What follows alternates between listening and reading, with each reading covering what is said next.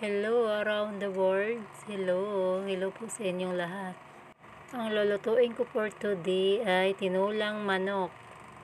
Una, hugasan mo na ang manok bago ibabad sa asin para malasa. Tapos yung haluan ko siya ng papaya at malunggay at may nor cubes. Hinihimay ko na po yung malunggay. Medyo marami po itong malunggay. Nabili ko lang po ito ng 10 piso, kaya 10 piraso din siya. Kaya malunggay ang hinahalo ko sa manok kasi masustansya at marami siyang vitamins. Pwede din dahon ng sili. Depende po sa inyo kung ano yung gusto nyong ilalagay sa tinulang. Pero para sa akin, mas maganda ang malunggay. Pero pag walang malunggay, dahon ng sili na lang po. At least kahit paano may gulay. Pero sa probinsya, itong malunggay, hinihingi lang to. Lalo na po sa bakuran namin. Ang daming tanim ng nanay ko ng malunggay. Iba-ibang gulay. Kasi yung nanay ko po, masipag po siya magtanim. Ayun po, nabalatan ko na po yung papaya. Malaki po siya. Kaya hatiin ko po siya. Ang kalahati, yun yung ihalo ko po sa tinula. Ang kalahati naman, gawin kong atsara. Ayun guys, nagsimula na po ako pagluto. Sunugin ko muna yung bawang bago ko ilagay yung luya. Nakalimutan ko pala kanina yung sibuyas, kaya ito na lang dalawa ang rekado niya. Pero pwede na po ito para sa akin. At least may luya po. Yung luya po kasi siya yung nagpapatanggal ng langsa sa manok. At kailangan siyang malutong mabuti para mabango po yung niloloto po. Ayun guys, brown na po. Kaya nilalagay ko na po yung manok. Gisahin natin mabuti yung manok para masarap ang pagkaluto. Hinalo-halo ko na po yung manok. Pero ang maganda po itinula guys. Alam nyo pa kung anong klaseng manok? Yung Bisaya na manok. Yung native po na manok. Ang sarap ang sabaw nun. Ito po yung atsara. Yung papaya po nga kinukudkod.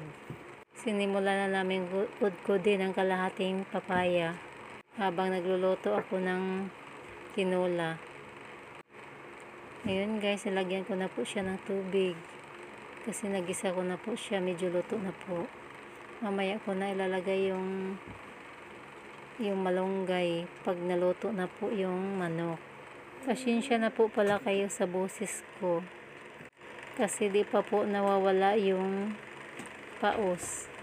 Kasi dito po sa lugar sa amin, tuwing hapon, umaambon po siya. Kagaya kanina po, akala ko hindi uulan.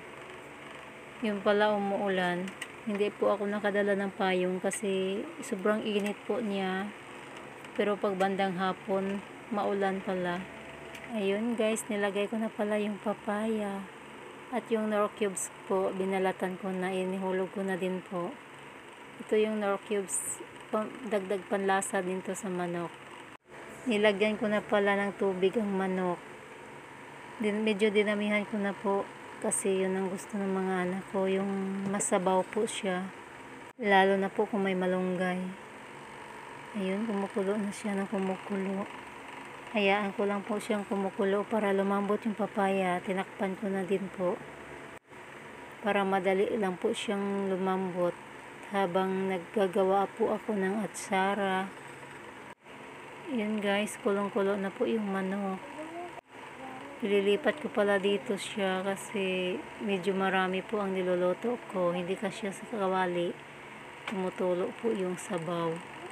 Kaya dito ko na lang po siya nilagay sa isang kaldero.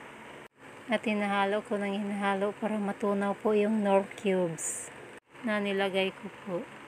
Bago ko po siya timplahan ng asin. Ayun guys, yung atsara namin malapit na matapos. Medyo marami-rami na din yung nakudkod. At kumukulo na po yung tinulang manok. At masarap talaga sa tinula yung malambot po ang laman. Yung parang naghihiwalay na po yung buto sa laman. At malasa din po yung sabaw. Malapit na po siyang maluto. Ayun, medyo luto na po yung papaya. Kaya hinihulog ko na din po yung malunggay. Promise guys, kung malunggay ang ihalo nyo po, ang sarap po ng sabaw ng tinola.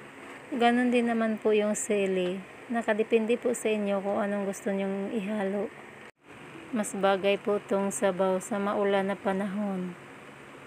Dito po kasi sa lugar namin, panay ulan.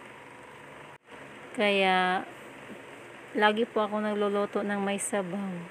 Kagaya po nung nakaraang araw. 'Di ba nang nakaraang araw ulam namin yung baboy na may mais. Yung kahapon naman munggo po. Ngayon naman tinola na po.